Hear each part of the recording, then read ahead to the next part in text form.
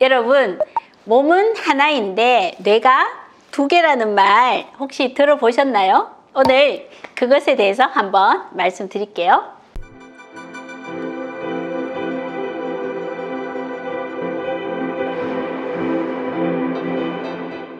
정신적인 문제가 있을 때 그것의 원인이 어떤 스트레스다, 아니면 유전적으로 문제가 있다, 이렇게 이해를 했고요. 그것에 대한 치료를 사이코세라피, 면담 치료를 하기도 하고 어떤 약물을 주기도 하고 했었다면, 이것을 기능의학적인 그 관점에서 보면 물론 크로닉 스트레스가 원인이 되기도 하지만 장 건강에 가장 중요한 것이 항생제 오남용이라고 했죠, 그죠? 너무 항생제를 많이 사용했는지, 아니면 식사에 문제가 있지 않은지, 아니면 너무 건강하지 않은 라이프 스타일, 늦게 자고 그 다음에 적게 자고, 아니면 너무 많이 자고, 아니면 나의 능력에 벗어난 너무 많은 성취를 하려고 하는 그런 건강하지 않은 라이프 스타일을 가지고 있을 때, 이것이 모두 내 건강에 영향을 미친다는 것이고요.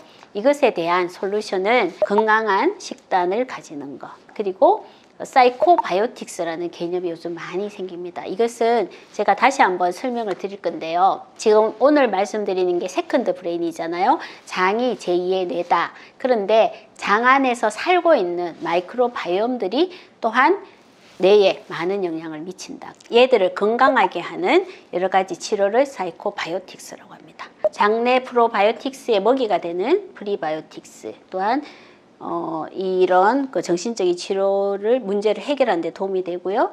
건강한 사람의 대변을 이식하는 시술 또한 이런 정신적인 문제를 해결하는 데 다양한 치료 솔루션으로 이용되고 있습니다. 이러한 다양한 치료 방법들을 이용해서 내 몸에 자라는 마이크로바이오타와 장과 브레인 액시스의 불균형을 해결하는 치료 방법으로 이용하고 있습니다.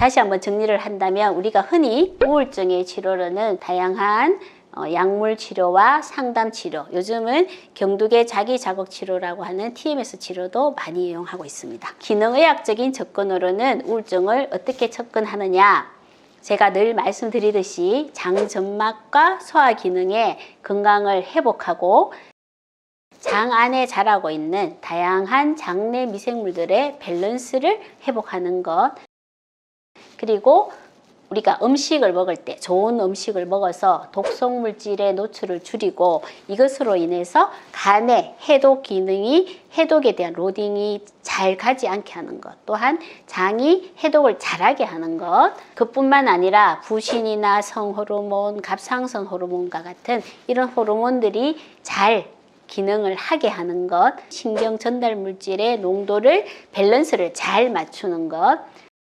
뉴런의 신경을 안정화하는 TMS와 같은 치료, 건강한 혈액 내 장벽의 기능을 회복하는 것, 영양소의 균형을 회복하는 것, 그 사람이 음식물 알러지가 있다면 음식물 알러지를 제거하는 것, 그 사람에게 만성적인 염증이 있다면 그 염증을 일으키는 모든 요인에서부터 없어지게 하는 것, 이러한 모든 것들을 잘 해결해주면 우울증에서 회복이 되고, 이러한 케이스들을 진료 현장에서 아주 흔히 만날 수가 있습니다. 그러면 불안은 어떻게 치료를 할까요? 불안을 가지고 있는 환자분들은 항불안제를 처방을 합니다. 또한 상담 치료를 하고 TMS를 하기도 하죠.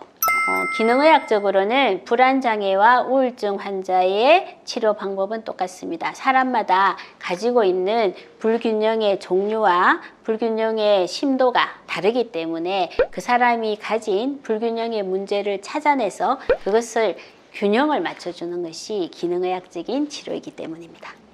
지금 보시는 바와 같이 일반적인 치료와 기능의학적인 접근이 차이가 나는 것은 어떤 나타난 증상에 대해서 예를 들면 우울증 같으면 세로토닌이 부족하니까 세로토닌을 높이는 약물 치료를 하는 것이 기존의 접근 방법이었다면 기능의학적인 접근 방법은 세로토닌이 낮아지는 모든 원인을 찾아서 그 원인부터 교정하는 것이 기능의학적인 접근이라고 할 수가 있습니다. 제가 이런 방향을 환자분들에게 설명을 드리면 환자분들이 처음 하시는 말씀이 그럼 원인부터 찾아서 치료를 해야 되니 치료가 오래 걸리겠네요 라는 말씀을 많이 하시는데 실제로 그런 치료를 해보면 원인을 찾아서 치료하는 것이 기존의 약물을 치료하는 것보다 원인 자체를 없애는 것이기 때문에 물론 예후는 더 좋겠지만 효과가 나타나는 속도도 또한 늦지 않습니다. 이러한 나의 불균형의 원인을 찾고